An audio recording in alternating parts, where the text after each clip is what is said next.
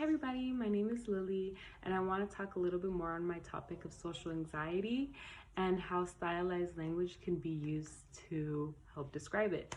So stylized language is metaphors, similes, alliteration, antithesis, and parallel language. So a metaphor that I had for my topic on social anxiety was a cloud above my head, because it's a really good representation of someone who has social anxiety and has this fear of going out in public, and then they go out in public and they feel like they're always out of place, they're always sad, they're always distant. So it could have that similarity of feeling like you have a cloud above your head because you're walking around with this energy that many people can sense. And so that's why I feel like that one's the best metaphor that relates.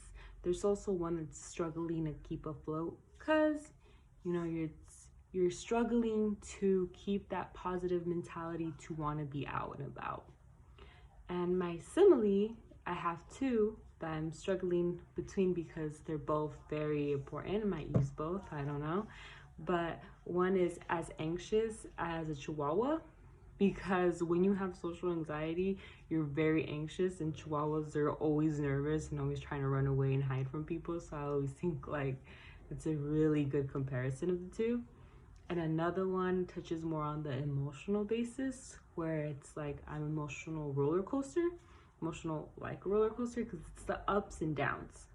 It's the feeling you get when you're at the top of the roller coaster and you're about to go down and your stomach's turning, and you're about to go through these emotions of a little bit of calm, and then again there's a twist or there's something, and it's how you feel when you're out in public and you're trying to control your emotions. You feel a little bit of peace, but then a big crowd comes and you're feeling nervous.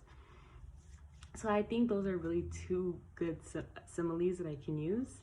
And another one, or alliteration that I was thinking, was anxious and avoids any affairs, because it's a really good example of social anxiety, as anyone could relate to Anne, and how isolation occurs when you have social anxiety. You want to avoid any events, you want to keep to yourself.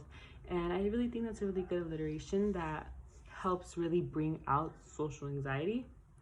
And for my antithesis is, in the absence of anxiety, there is advancement, because truly anxiety holds you back from a lot.